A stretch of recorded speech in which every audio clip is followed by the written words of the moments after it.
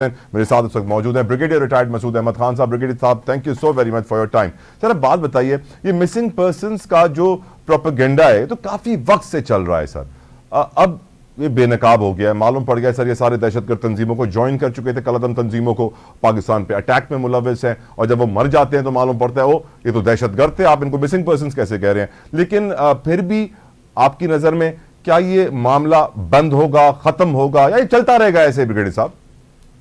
देखेंगे, इसमें असल में चक्कर ये है कि हॉस्टाइल एजेंसीज का बड़ा रोल है और उनके नैरेटिव्स के मुताबिक यहाँ पे जो उनके फ्रंट के तौर पे जो लोग ऑपरेट करते हैं, मिसाल के तौर पे अगर हमने देखा पास में मामा कदीर था, अब महरंग बलोच है, तो ये एक वो नैरेटिव जिनको दिया जाता है उसको लेके जाते हैं और बेसिक उनका मकसद यही होता है स्टेट ऑफ पाकिस्तान को मुलायन करना और स्टेट ऑफ पाकिस्तान के इंस्टीट्यूशंस को मुलायन करना। और देखा जाए तो कि ये जो मिसिंग पर्संस का ये कोई एक नई बात नहीं है, सारी दुनिया में ऐसे मसाइल हैं।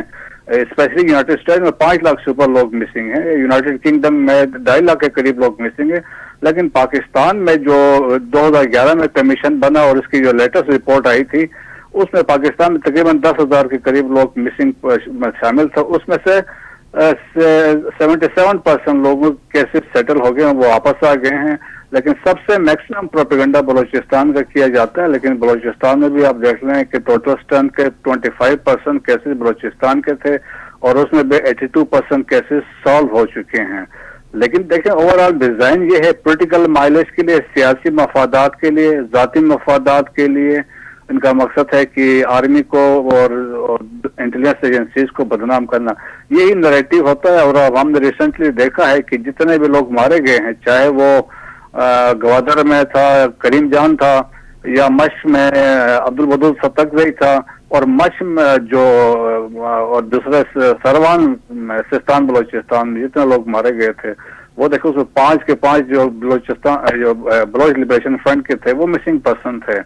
तो ये टेररिज्म में जो लोग इन्वॉल्व थे इस तरीके से मारे गए, तो उसमें ये मिसिंग पर्सन काउंट होते हैं। कुछ लोग ऐसे भी हैं कि जो ऑलरेडी बाहर जा चुके हैं लड़ाई लड़ने के लिए, चाहे हो सकता है वो ईरान में, इराक में हो, सीरिया में हो, लीबिया में हो, या अफगानिस्तान में है, क्या या कुछ हो सकता है टीटीपी ज्वाइन कर चुके हों, या आईएसके का हिस्सा बन चुके हैं, या कुछ लोग ट्राइबल फ्यूड्स में मारे गए हैं, कुछ लोग खुद छुप गए हैं, या फिर कुछ ऐसा भी है कि लोग जो हैं किसी के जेल में हो, पॉलिटिकल असाइलम भी हैं। लेकिन सबका मलबा वो लाके स्टेट इंस्टीट्यूशन पर डाल देते हैं ताकि उनको, सिंस एक बलूचिस्तान में एक किस्म की अफरा तफरी का माहौल रहा है पास्ट में, लेकिन अभी उसमें तो उसको काबू किए जा चुके हैं। लेकिन फिर भी यहाँ वहाँ पे ऐसे हालात है कि हमारा जो दुश्मन है इंडिया है, उसका फोकस है बलूचिस्तान है, खैबर पख्तूनख्वा है। Correct. और बलूचिस्तान इसलिए फोकस है, वहाँ CPEC का हब है और गवादर की डेवलपमेंट हो रही है। तो वो कोशिश में है कि यही चीजें इसको डिस्प्यूटेड बनाया जाए रीजन को, और इस तरीके से जो डेवलपमेंट CPEC के लिए उसको रोका जाए। ठीक, ब्रिगेडियर साहब, ये वाज़ेह हो गया हमें कि हमारा दुश्मन मुल्क भारत इसमें मुलविस है, और भारत, हम ये भी जानते हैं कि अफगानिस्तान की सरजमीन इस्तेमाल कर रहा है पाकिस्तान के खिलाफ। हम ये भी जानते हैं कि सर हमने जो गैर कानूनी गैर मुल्की अभी वापस भेजे थे अफगानिस्तान, उस चक्कर में जो नेगेटिव सेंटिमेंट था, जो वॉर ऑन टेरर में अफगानिस्तान में शुरू हुआ था, वो बढ़ा।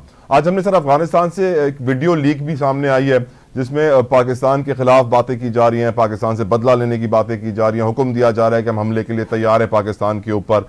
और दूसरी तरफ हम ये देख रहे हैं सर कि हमारे जो ताल्लुकात हैं वो इतने अच्छे नहीं रहे अफगानिस्तान से, लेकिन हम उसको अच्छा करने के लिए क्या रहे हैं? कुछ भी नहीं। वजह ये है सर ये कहने की कि हमने आज 2 रोज़ा दौरे पर अपने सेक्रेटरी कॉमर्स को अफगानिस्तान भेजा है।